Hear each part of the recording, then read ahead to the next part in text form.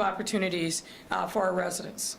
And joining me today are Alderman and Chairman of the Budget Committee, Pat Dowell, Chicago Reader publisher, Tracy Bain, Indigo publisher and founder, Dr. Hermine Hartman, and many representatives from local media outlets joining us in the audience. I neglected to also notice that Chairman Michelle Harris is also here with us today. So you might be wondering why all of these folks from local, neighborhood, and community outlets are standing with me here today. So let me explain to you why that is. I will be signing an executive order regarding the share of city advertising dollars that are spent with community media outlets.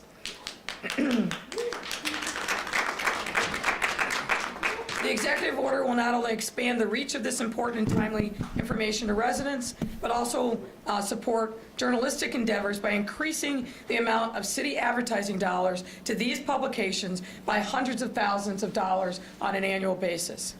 And the idea for this executive order came out of conversations I had over a year ago with some of the leaders that are joining me here today. And yes, Hermine, you were the one who brought this to our attention. Chicago is proudly one of the most diverse cities in the world, and it's only right that the city government honors that diversity by supporting local media outlets that our communities rely upon every single day. And with due respect to some of the journalists that are in the seats, these are the folks that are making it happen in the neighborhoods. These are the folks that people are increasingly relying upon, and we have an interest in making sure that hyper-local coverage remains vital in our city, and we do that by putting our money where our mouth is.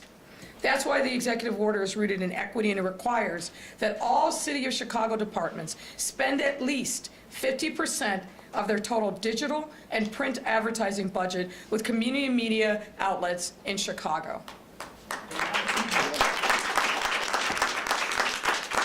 This will ensure that city communications and information on programs are accessible to all of our residents, no matter their circumstances. Importantly, it will also serve as an economic boon for many of our local media outlets, many of which haven't received the attention or the funding that they truly deserve, given the service and role that they play in communicating with our residents. For our diverse residents, this executive order will provide important opportunities to strengthen their relationship with the City of Chicago and stay up to date on any and all city initiatives and announcements.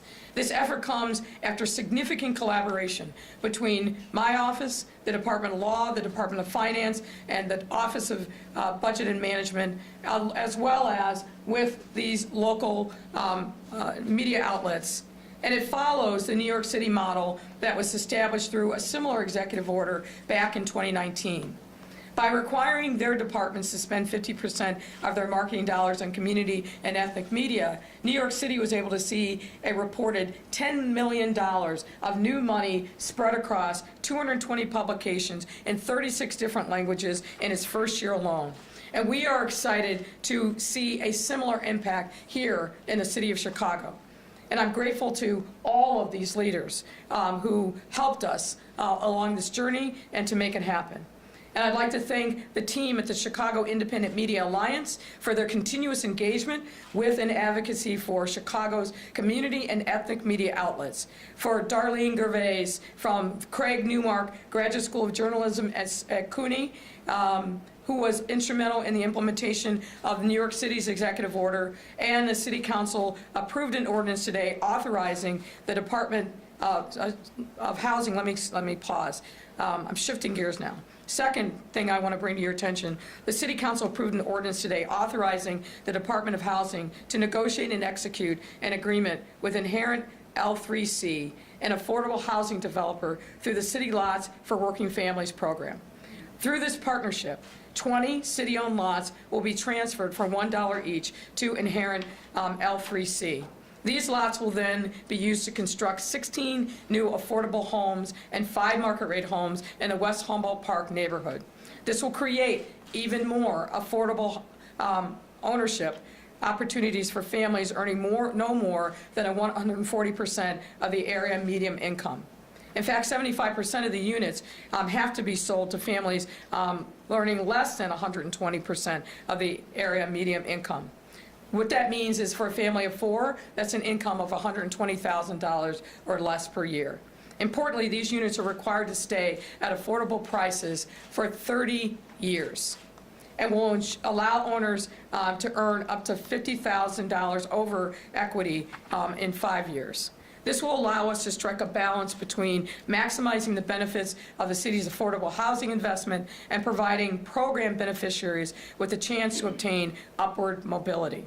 Ultimately, these homes represent an opportunity for qualifying families to move out of rental housing and begin building wealth through affordable home ownership, which is incredibly important as our city continues to prosper as we come out of the pandemic-induced economic recession. I'd like to thank those involved with the City Lots for Working Families program for making this effort possible and look forward to breaking ground on these new homes. Third, 2 ordinances, the revenue ordinance and the management ordinance, were introduced today. Those will obviously help frame our budget for FY '23. All the measures taken today during City Council were done, obviously, as is our mantra, and the value that we try to live every day in this administration with equity and inclusion involved. And with that, I'd like to invite Tracy Boehm up to say a few words. Madam Boehm.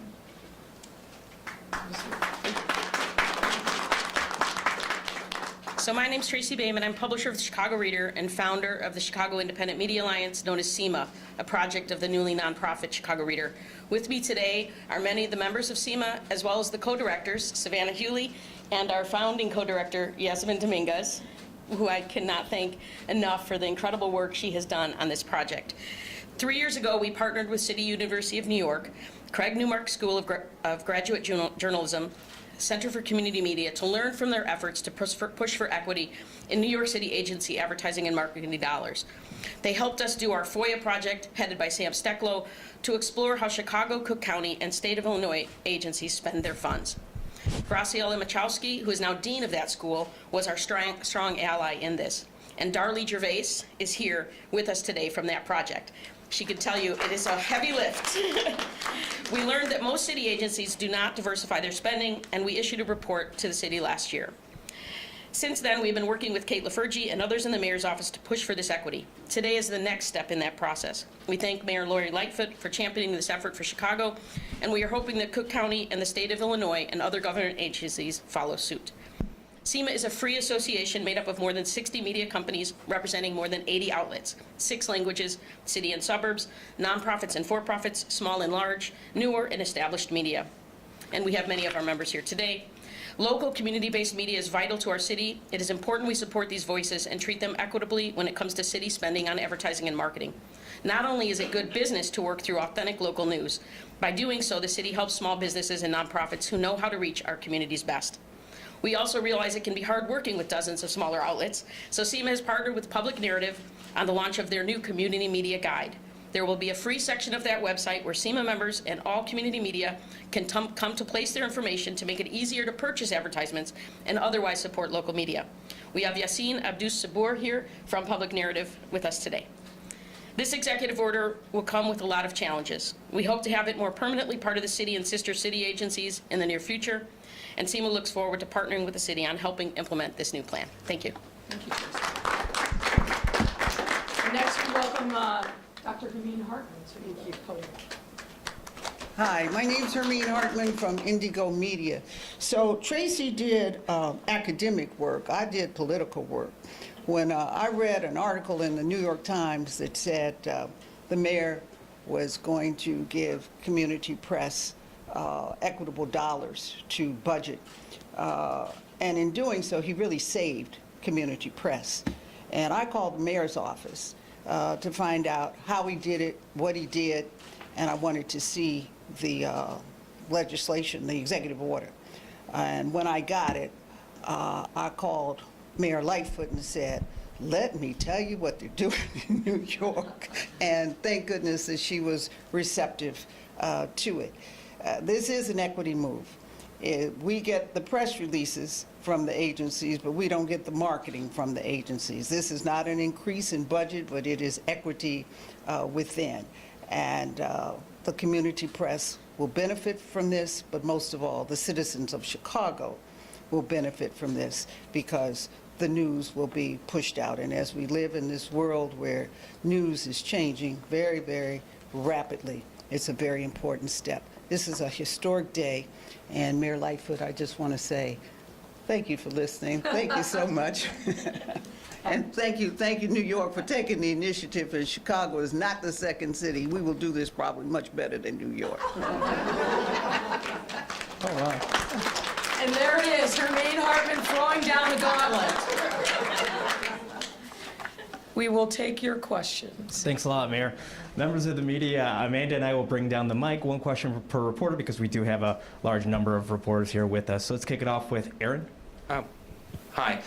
For the mayor, can you please explain what's going on between you and Jeanette Taylor about this supposed housing of asylum seekers from Texas in a elementary school in Woodlawn? It's a he said, she said situation, as far as I can tell. Well, I'm not going to get into he said, she said.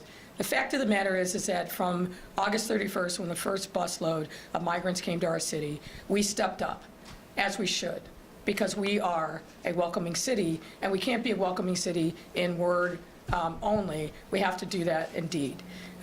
Obviously, as the number of buses came, we worked feverishly around the clock in many instances to make sure that we had adequate facilities to accommodate the residents that were coming from the border to our city. As a part of that process, we identified opportunities across our city to open up additional housing and support options. And we looked at a lot of available spaces, one of which was a school, a closed school in Alderman Taylor's ward. That's where it is. We looked, we evaluated it, we conferred with her, and conferred with community members.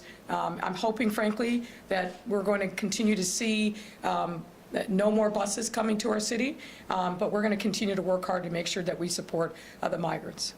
Mariah, WBEZ. Hi, Mayor. Hi there, how are you? Good, how are you? Why not appoint Sophia King as education chair, given her experience as vice chair and acting chair? And what does it say about the council's confidence in you that they would vote down your appointment today? Well, I think it really is a reflection of the politics that we live in right now. Jim Kappelman is a good man.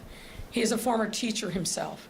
He has tons of experience in education, a compassionate heart, and is somebody that I have total confidence in. So today was politics at work, but we've got to get back to doing the business of the people, and I'm confident that we will get him approved as education chair. Can you say, what do you mean by politics at work? What do you mean? I think you can figure that one out. Justin Lawrence. Yes, Yeah, just to follow up on Mariah's question, none of the aldermen I spoke to after the meeting had, this wasn't a vote against Jim Kappelman. They didn't like the process that you brought this forward. They said they were blindsided by it. They didn't know about it until today. Could you? That's also not accurate. There was a committee vote in Rules yesterday. Rules, as you know, is a committee of the entire city council. So this was approved by the city council and then brought forward today. I'm sorry, this was not brought up in the Rules Committee yesterday. I believe that it was. Thank you, Mayor. It wasn't. Anwar. Thank you, Mayor. Sorry, sir, I don't think I know you. Can you tell me who you are? My name is Anwar Jabran from Chicago in Arabic, but one of the members of SEMA. Circling to the executive order, so I'm from Syria, immigrated to Chicago, living here, and we started this platform for Arab Americans in Chicago, which is a very active minority group here. We would love to see if there's any plan to include the Arab Americans as part of minority groups in terms of business support, in terms of other benefits that other minority group getting in Chicago. That's in the works. Oh, okay, thank you. We'll move on to USA Today Africa. Good afternoon, Madam Mayor. I'm the publisher of Africa USA Today magazine online. For the past 3 weeks, I could not sleep because of what I heard about the February 2023 election. how do you feel? I mean, I know this is not the right place to discuss I'm that. sorry, you couldn't sleep because of what? I'm sorry? Because of what I heard about the mayoral election in 2023, how do you feel about mayoral election next year? How do you feel about that? Are you asking me about the municipal elections next year? Yeah, the mayoral election. Oh. Well, obviously I felt like I should win.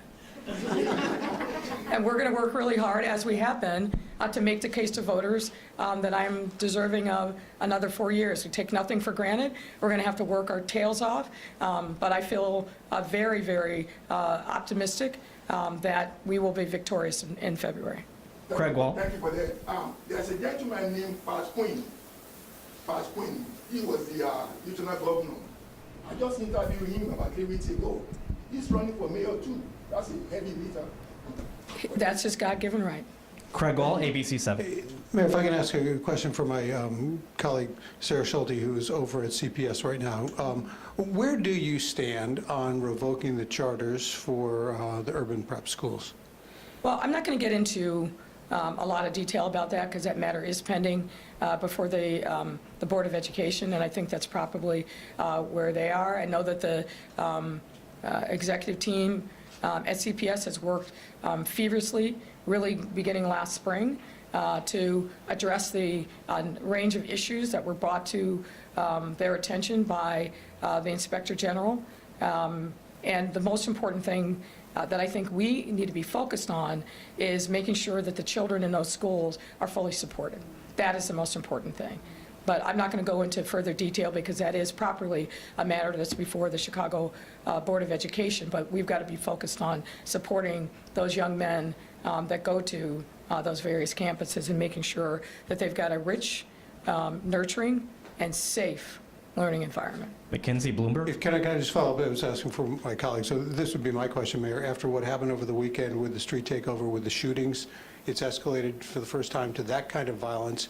Does the city need to rethink the strategy to maybe go more aggressively after these vehicles there, block them in, take them at the scene? Well, it's a delicate balance because the people that are engaged in that kind of reckless behavior clearly don't have any regard for their own safety or for safety of people that may be in the crowd or passersby. And I'm not sure what you mean by going aggressively, but obviously we need to do everything we can to shut that down and make sure that we hold the people that are responsible for it accountable. They are risking lives. No ifs, ands, or buts about it. You've heard me say that before from this podium and other podiums. This kind of car caravans where they are drifting in the middle of intersections, it is a recipe for disaster. And it's not a question of when, but if, or not a question of if, but when, and unfortunately we saw some of that happen. The Chicago Police Department is going to be taking additional measures to make sure that they are holding those people responsible on the spot. We had an ordinance that was passed earlier this summer, as you know, to give the police department more ability to take cars of people that are participating in these illegal activities, but there's got to be more measures taken on the spot to hold people accountable. Mackenzie Bloomberg. Mayor, the Civic Federation in its analysis of your budget today called for more transparency on your violence prevention strategy. I was wondering if you could talk about where exactly in the budget that $100 million in additional public safety spending appears, and answer concerns that were raised by alders in the budget meeting last Friday about overtime spending and police department's ability to curb crime given vacancies. Well, you've asked probably 5 questions there, so I'll answer 1. How's that? Stick with the rules. There's no lack of transparency around our budget, particularly when it comes to public safety. And public safety comes in many different forms. Obviously, the money that we provide to the police department on a regular basis, that's a big chunk of it. But we also have invested heavily in things like street outreach, mental health supports, economic supports, supports for our young people. All of those things are laid out in detail in our budget. It is not just one thing that is going to move the needle needle when it comes to public safety, as the Civic Federation well knows. We've got to use both hard power to immediately hold violent, dangerous people accountable, but we've also got to have soft power. If you look at what's happened and transpired in this city over decades, we've relied on one strategy, which is law enforcement first and only.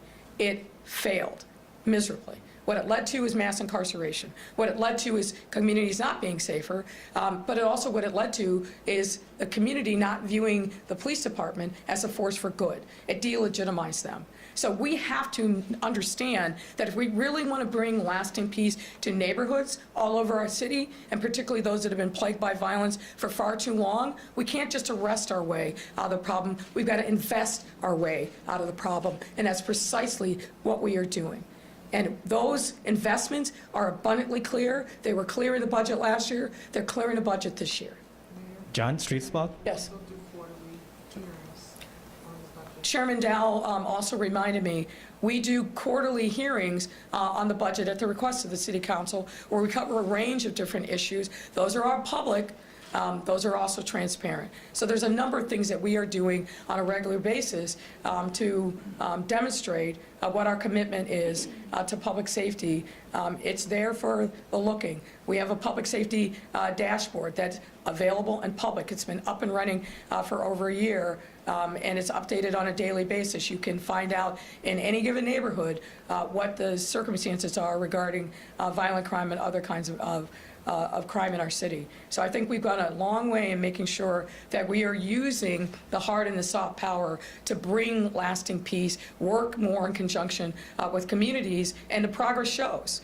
We're down 16% year over year in homicides. We're down almost 20% in shootings. And in those 15 neighborhoods that have driven 50% of our violence historically, we're seeing declines of 24, 30, 40, and in some instances, 50%.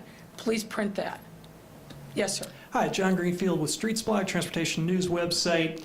The CTA struggles with reliability, safety, nuisance issues recently are well documented.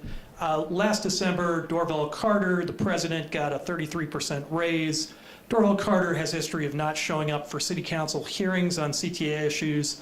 Last month, he didn't turn up for a hearing about unreliable service, which really upset some aldermen. Just now, Alderman Vasquez introduced an ordinance that would have required quarterly meetings on CTA service, with the president required to show up if necessary, if aldermen deem that necessary. A couple of your allies, a couple of aldermen, sent that to the Rules Committee, where legislation traditionally goes to die. What would you say to people who would ask, was this done, was the blocking of Alderman Vasquez's ordinance blocked because you would prefer to keep oversight of the CTA and not have aldermen have more say in how the agency operates? I would say that's a ridiculous suggestion, frankly. Transportation is absolutely critical in our city. The CTA, like almost every single organization that I'm aware of, has significant challenges in hiring and filling vacancies. Yes, of course, there needs to be more, I think, communication across the board, not just with members of the City Council, but riders, to give them confidence that they can get on the CTA. It's absolutely essential to workers that don't have their own vehicles. The CTA, as the CTA goes, our city goes. So we've got to make sure that we're doing everything we can to keep the CTA vibrant. The Dorval Carter and his leadership team, along with the two unions of ATU that are the locals at the CTA, have done a significant amount to have hiring fairs and so forth, but we've got to get more people that are willing to be drivers, to become mechanics, and the folks that really keep the CTA running so that we don't have these delays. But the communication, I think, has to be better. I've been very clear about that. I've been very clear about that to the chairman of the CTA board. Dorval Carter reports to a board, and we've just got to make sure that the communication is clear. There's been significant progress this year, particularly around public safety on the CTA, but there's more work, of course, that needs to be done. Thanks, Mayor. Alice, Tribune? Hi, Mayor. What do you in general think about the idea of City Council getting the power to establish zones with tobacco retail license moratoriums, as Alderman Napolitano's pending ordinance would do? And could you explain why?